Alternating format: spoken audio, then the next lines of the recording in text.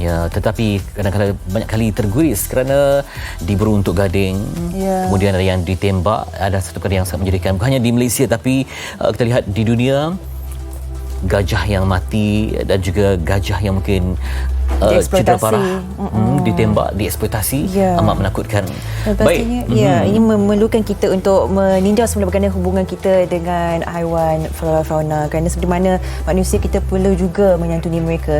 Kita lihat Bikisa tadi, ini menunjukkan hubungan manusia dengan haiwan itu adalah cukup penting, dan hari ini juga 12 Ogos adalah Hari Gajah Sedunia, dan kita ingin meninjau sebenarnya apakah konflik atau hubungan antara manusia dan gajah sendiri. Bersama kita hari ini Encik Salman Saaban, Pengarah Perhilitan Johor. Assalamualaikum. Waalaikumsalam. Sihat ya? Alhamdulillah sihat. Seperti berjanji duanya.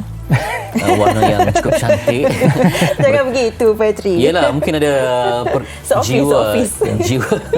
jiwa cinta dan alam itu ya. Baik, saya amat sedih melihat semalam ada satu laporan di Singapura, lebih 9 tan gading gajah saja yang dirampas. Jadi berapa jumlah gajah yang terkorban. Dan melihat kepada visual di belakang kita ni, ada satu perkara yang kita rasa pasti ada sebabnya.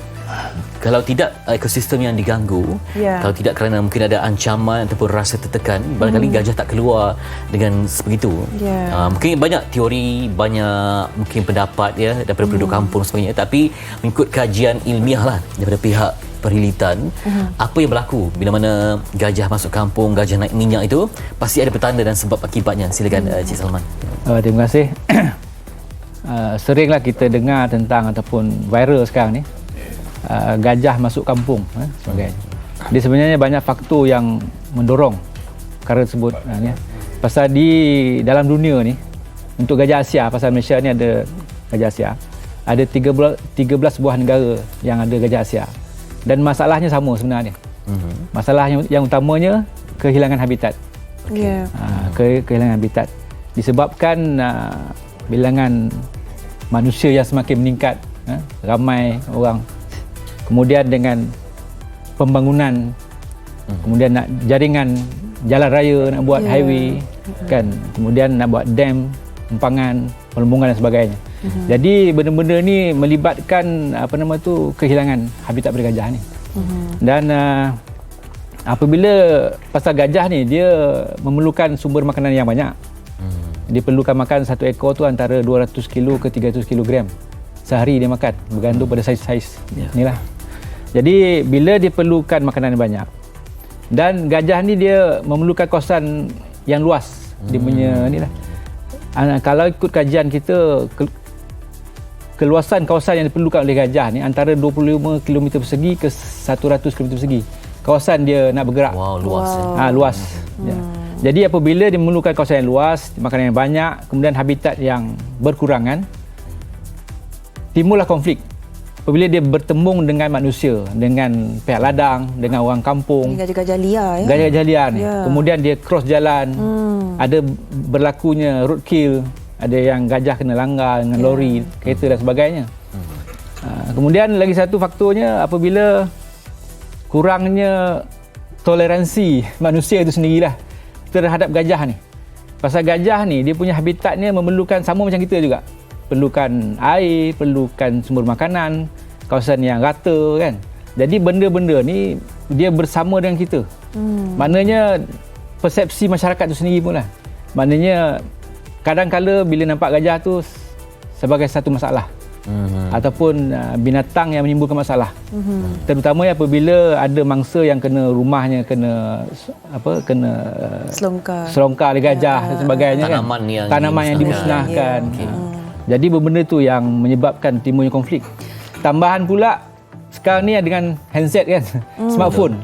Masing-masing ada smartphone, ada video dan sebagainya, dan benda tu di-viralkan. Sekarang ni few second dia dah viral dah. Bila dah viral ya, jadi benda tu dah jadi macam panik, havoc dan sebagainya.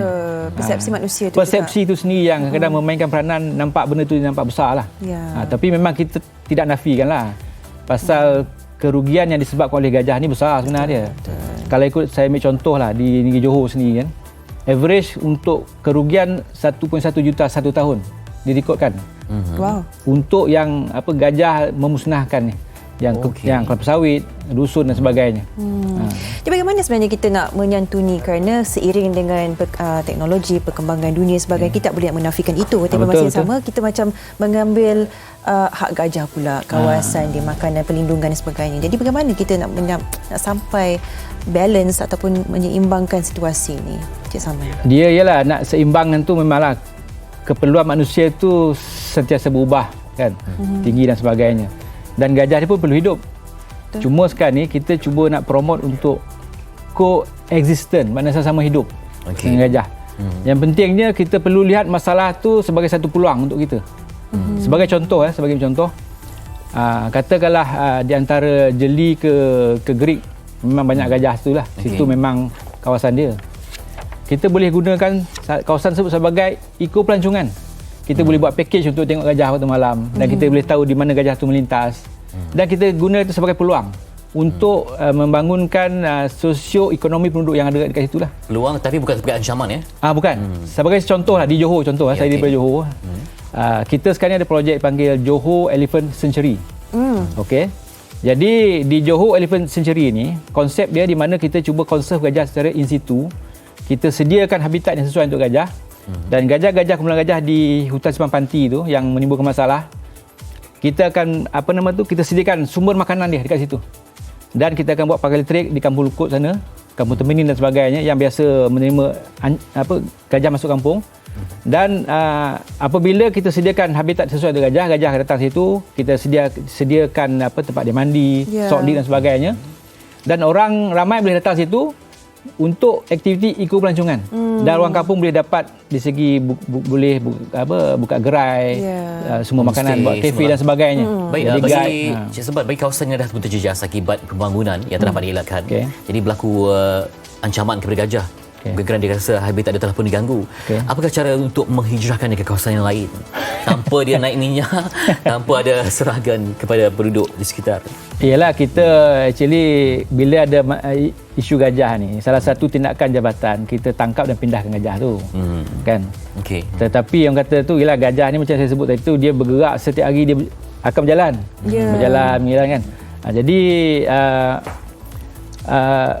di peringkat di peringkat pihak ladang, contoh pihak ladang ke orang kampung sebagainya, dia orang kena buat langkah-langkah mitigasi lah, buat pagar elektrik kan. Dan untuk makluman, di peringkat Jabatan Perkhidmatan pun kita ada projek lebih kurang 20 projek pagar elektrik gajah di seluruh semenanjung Malaysia untuk membantu penduduk kampung yang terjejas dengan gangguan gajah ni.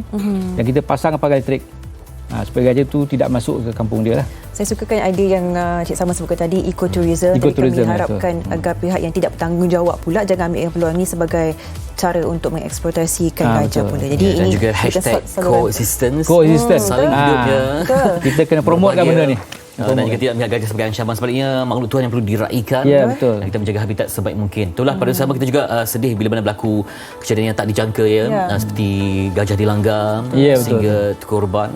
Sebab di sebalik mungkin gajah yang terkorban itu, mungkin ada anak yang hilang perlindungan.